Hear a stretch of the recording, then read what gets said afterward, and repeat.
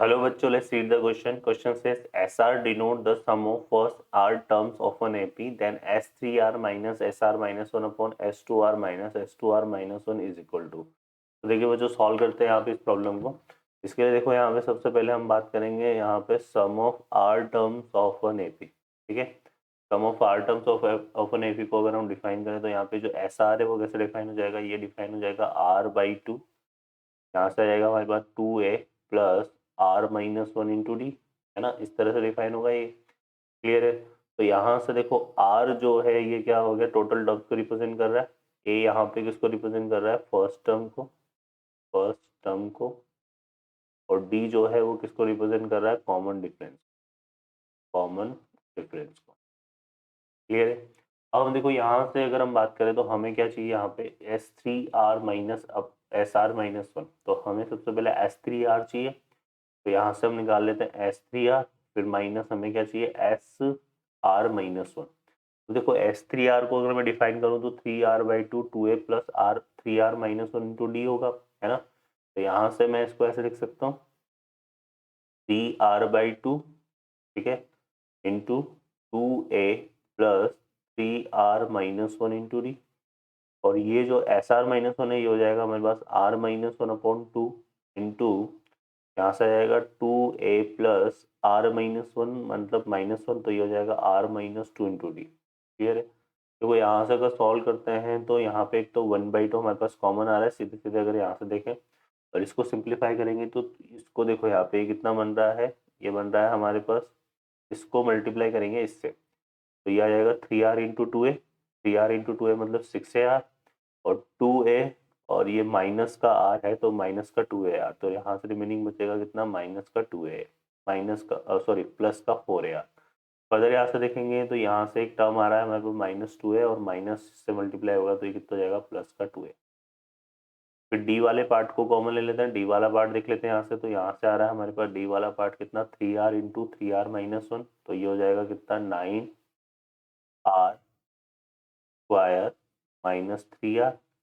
अगर यहाँ से देखें डी आर वाला टर्म तो ये हो जाएगा -R-1, तो ये बन रहा है देखो कितना, -R² प्लस 3R, और यहाँ से आएगा -2। क्लियर है। तो ये हमारे पास इसमें बनेगा इंटू डी। क्लियर। अब इसको सॉल्व करते हैं यहाँ से। तो देखो 9R² माइनस R², तो ये हो गया 1/2, तो हमारे पास कितना आया, 4AR। यहाँ से देखो 4AR प्लस 2A आएगा ये, और इस पूरे रिजल्ट में यहाँ से देखो तो ये हो जाएगा हमारे पास कितना, 4AR प्लस 2A, तो 2A में यहाँ से अगर कॉमन ले लूँ तो मेरे पास कितना बनेगा, 2R+1, और प्लस डी, इसको सॉल्व करेंगे तो ये आ रहा है कितना, 8R²।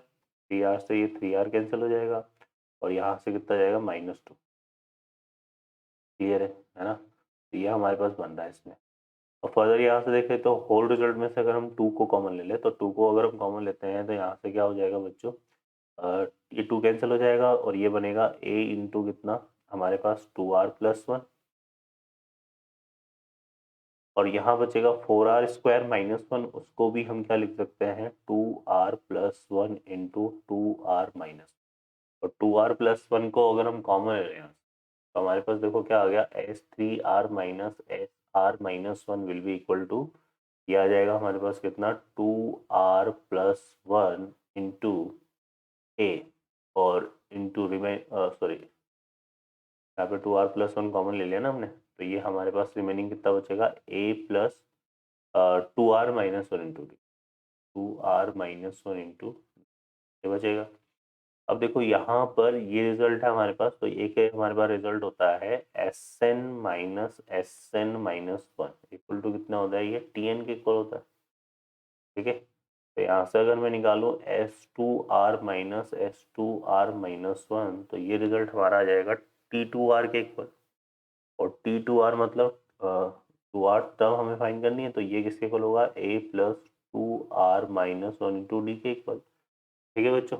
अब इन दोनों का रेशो हमें निकालना है यहाँ से, तो इन दोनों का जो रेशो बनेगा तो वो क्या बनेगा, ये आ जाएगा, हमें क्या फाइंड करना है, S3R minus SR-1 upon S2R minus S2R-1। तो ये हमारे पास इक्वल टू हो जाएगा फाइनली, देखो यहाँ से ये जो है हमारे पास कितना आया, क्या आया हमारे पास 2r+1 इंटू ए प्लस 2r-1 इंटू डी, और ये बनेगा कितना a plus 2r-1 into D. तो इससे ये कैंसिल हो जाएगा, तो रिमेनिंग आ जाएगा बच्चों 2r+1। तो ये होगा हमारा इसका फाइनल आंसर। ऑप्शन में देखते हैं तो B option will be the correct answer. Okay बच्चों, I hope you understand well. Best of luck, thank you.